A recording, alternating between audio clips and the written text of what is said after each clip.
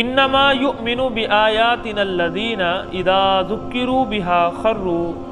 سجدا وسبحوا بحمد ربهم وهم لا یستکبرون۔ اللہ تعالیٰ آج کے سبق میں اس کی پہلی آیت میں اپنے ان ایمان والے بندوں کا ذکر کر رہے ہیں جو اللہ کی آیات کو سن کر اس پر ایمان لے کر آتے ہیں۔ اللہ تعالیٰ فرما رہے ہیں کہ میرے ایمان والے بندے وہ ہیں کہ جب ان کو قرآن کی آیات کے ساتھ نصیحت کی جاتی ہے تو ان کے اندر اکڑ نہیں ہوتی، اگرچہ وہ آیات ان کے عمل کے خلاف ہوں، یعنی جو وہ زندگی بھر کرتے آ رہے ہیں اس آیت کے اندر اس کا رد ہو۔ جو ساری زندگی جس عمل پر انہوں نے اپنی زندگی گزاری، اللہ کی آیات جب اس کے سامنے بیان کی جاتی ہیں تو پھر وہ یہ نہیں کہتے کہ نہیں یار یہ غلط ہے، ایسے ویسے نہیں، وہ اللہ کی آیات پر ایمان لاتے ہیں، خروا سجدا، اور اللہ کے سامنے سجدہ ریز ہوتے ہیں، یعنی جھک جاتے ہیں اللہ کے سامنے، اللہ کی آیات کے سامنے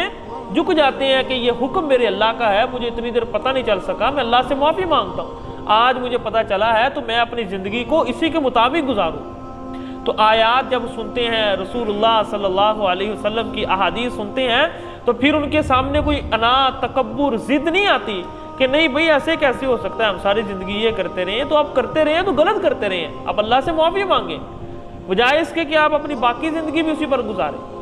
تو یہ ایمان والوں کی صفات ہے، جب ان کے سامنے اللہ کی آیات ذکر کی جاتی ہیں خروا سجدا، وہ اللہ کے سامنے سجدہ ریز ہوتے ہیں، وسبحوا بحمد ربہم، اللہ کی تسبیحات بیان کرتے ہیں، وہم لا یستکبرون، تکبر نہیں کرتے۔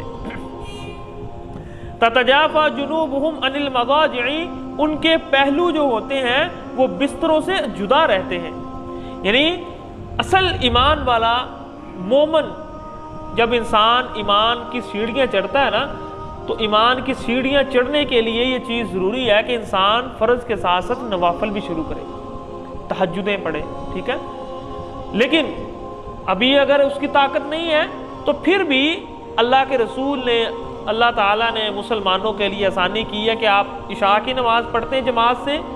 تو اللہ نصف رات کے قیام کا، اور جب آپ فجر کی نماز جماعت سے پڑھتے ہیں تو اللہ پوری رات کے قیام کا ثواب دیتے ہیں۔ تو اللہ ہم سب کو توفیق دے جماعت کے ساتھ نمازیں پڑھنے کی۔ تو یہاں پر اللہ تعالیٰ یہی فرما رہے ہیں کہ تتجافی جنوبہم عن المضاجع، ان کے جو پہلو ہوتے ہیں وہ بستروں سے جدا رہتے ہیں، یعنی مغرب کی نماز پڑھ کے وہ سوتے نہیں ہیں، انتظار کرتے ہیں عشاء کی نماز کا، اور جب فجر کی اذان نہیں ہوتی تو پھر بستروں پر لیٹے نہیں رہتے، اپنے جسموں کو بستروں سے الگ کر کے اللہ کے گھر میں آتے ہیں نمازیں پڑھنے کے لیے۔ تو یہ صفات ہے ایمان والوں کی، یدعون ربہم خوفا وطمعا، اپنے رب کو خوف کے ساتھ اور طمع کرتے ہوئے پکارتے ہیں۔ یہ بات صوفیہ کہتے ہیں کہ میں تو چاہتا ہوں کہ جہنم کو جلا دوں،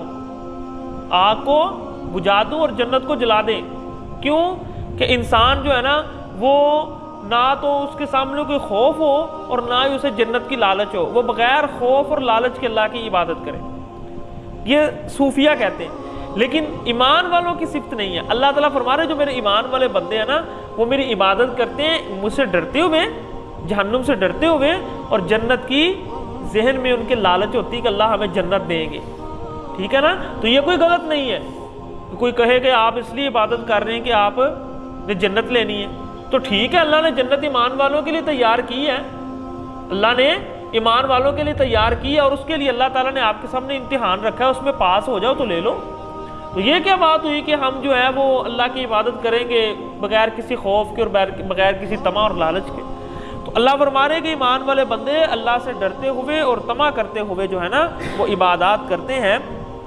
وَمِمَّا رَزَقْنَاهُمْ يُنْفِقُونَ، اللہ کے دیے ہوئے مال سے خرچ کرتے ہیں۔ فَلَا تَعْلَمُ نَفْسٌ مَّا أُخْفِيَ لَهُم مِّن قُرَّةِ أَعْيُنٍ، اللہ فرما رہے ہیں کہ آپ کو نہیں معلوم کہ میں نے آپ کی آنکھوں کی ٹھنڈک کے لیے کتنی نعمتیں چھپا کر رکھی، یعنی جنت جو ہے نا،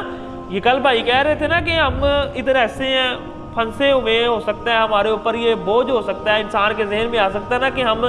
جو ہے نا یہ بڑی مشکل زندگی گزار رہے ہیں، آزمائشوں والی زندگی گزار رہے ہیں، لیکن جب انسان جنت کو دیکھے گا، جنت کی نعمتوں کو دیکھے گا تو سب کچھ اس کو بھول جائے گا،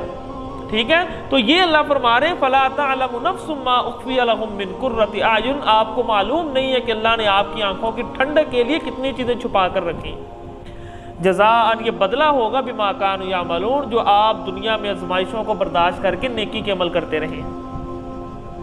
افمن کان مؤمنا کمن کان فاسقا لا یستوون، کیا ایمان والے اور نافرمان برابر ہو سکتے ہیں؟ یہ اللہ سوالیہ نشان پیدا کر رہے ہیں کو ہر عقل مند انسان کہے گا کہ نہیں ہو سکتے، اس لیے حساب کتاب ہونا چاہیے۔ یہ چیز خود اس چیز پر دلیل ہے کہ حساب کتاب ہونا چاہیے۔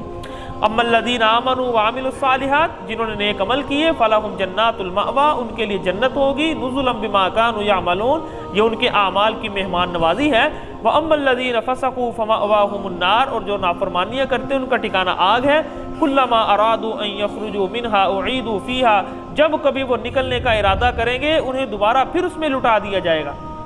یعنی ایسا نہیں ہے کہ وہ باہر نکالے جائیں گے اور پھر لٹا دیے جائیں گے، ایسا نہیں ہے۔ اس کی تشریح کو سمجھنے کے لیے اللہ کے رسول فرماتے ہیں مجھے خواب آیا، میں دیکھتا ہوں کہ ایک سوراخ ہے تندور کی طرح، اوپر سے تنگ اور نیچے سے کھلا ہوا ہے، اور اس میں آگ جل رہی ہے،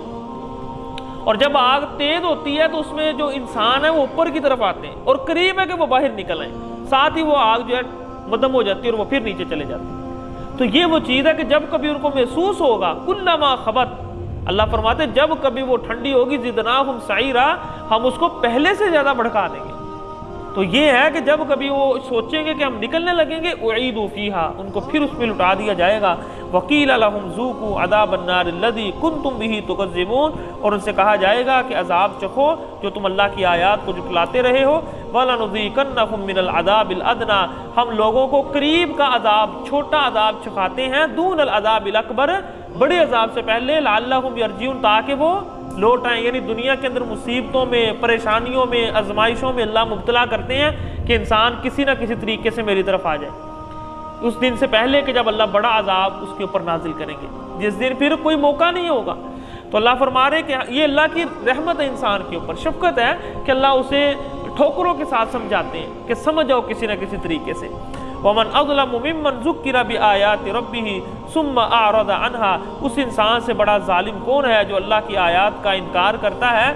ممن ذکر بآیات ربہ، جس کو اللہ کی آیات کے ساتھ نصیحت کی جاتی ہے، ثم اعرض عنہا، وہ اس سے منہ پھیرتا ہے۔ انا من المجرمین منتقمون، ہم مجرمین سے بدلہ لینے والے ہیں۔